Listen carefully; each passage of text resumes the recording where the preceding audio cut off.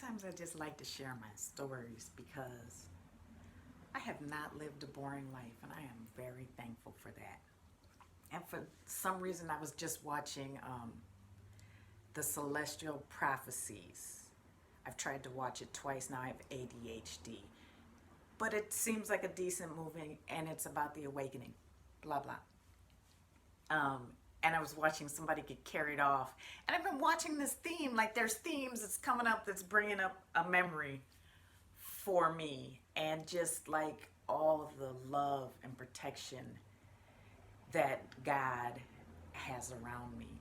So in 2002, I was dating someone who I think is a godsend, although he did have some issues, just as we all do. Um, and I used to take certain amount of items and move them from one city to another city for a living. Um, that was, you know, at the end of my 20s, and mostly because I just wanted to feel needed, wanted, whatever. I don't know, I'm not going to say loved because I've always felt loved. Blah, blah. Point is, I was dating a man who hooked me up with that job from that city to another city. And at some point in our dating relationship that wasn't very long, um, he moved into my home, a brown man that had vitiligo. That's what Michael Jackson had, where your skin turns colors. Yeah, he had that, and he had shot a police officer in the foot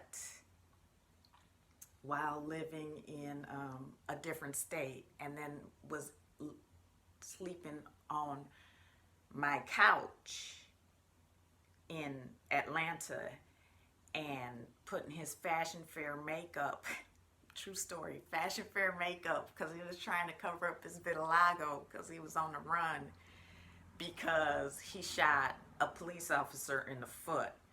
So his fashion fair makeup was all over my fairly new couch.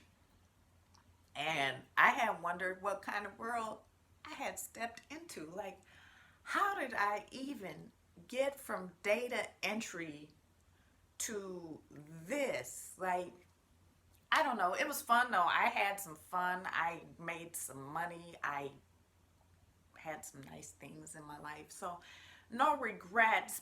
But I say all that just as a background story. The fashion fair vitiligo dude is important coming up, and God's protection in this story is, key. I left to go to work in my car on one morning. It was like I was temping somewhere because I was over that life, and I was temping somewhere, and I was temping at Morris Brown Theology Center. They were doing some sort of AIDS research project. I can't remember. It was kind of like a cool administrative temp job. And in that temp job, I got to work. I noticed my tire was flat, but I wanted to get all the way to work. So I got all the way to work. I noticed my tire was flat. I called my person that I was dating at the time, my boyfriend, I don't know. And he came at lunchtime with Fashion Fair. That's what I'm called, a vitiligo dude, Fashion Fair vitiligo. Um, and we went to go get a tire fix. This is over by all the ACU Center in Atlanta. So there's we went grabbed some Jamaican food for lunch. That was my hour was up. He took a cab there, so he was gonna take the car back home and then pick me up from work later. I went to go in the building. I forgot my key to get in the building. And the man told me when he gave me the key, it was very important, don't lose it. So I called on the phone and told my person that I was dating that I needed the key, and he called me stupid. He brought back the key though. Like, this was all in less than 5 minutes. He brought the key. As I was walking back in from getting the key, which was very important, it was told to me it was important. Yeah, I hear freeze, get on the ground. I get jumpy. I turn around and there's DEA and US Marshals putting the person I was dating and Fashion Fair on the ground. And I'm not gonna lie, I just walked my happy behind into the theology center and sat down and did my work. Now, God is so good. He done wrapped these two people up, got them out of my life, removed the other person that was staying in my home that I didn't want in my home. I ran out of storage, so I had to switch devices. Remove the other person I didn't want in my home out of my home while I was at work typing my stuff in.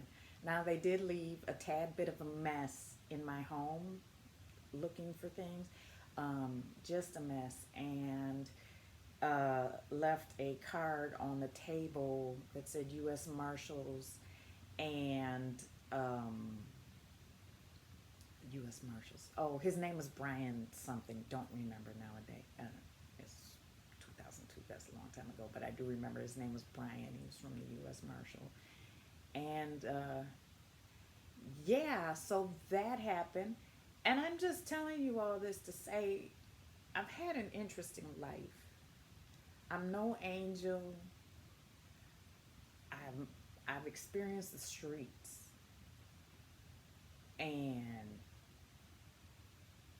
I came to a peace and understanding. And I realize now, looking back, I can give you story after story after story of how I have been divinely protected. And that's a blessing in itself, just to be able to realize and be a witness and be a testimony. So I'm just giving my testimony from a real life standpoint. When I talk to you about weird things like my star family or anything you think not possible on this earth, understand I'm a real person who's had real experiences. And I mean, it is what it is. Everything is real and everything's an illusion all at the same time. But we're here. And when we witness and testify our divine protection, our divine guidance, our divine experiences and lessons, we become powerful because people need to know just because you're looking at one thing doesn't mean something else. You can't paint the picture. You know, the picture has to paint itself. We have to understand that we've all been through something. We've all experienced something, some of us much more extreme or exciting than others. It's time to open hearts. It's time to open minds. It's time to let it go, but understand the lesson in it all. Have a wonderful day.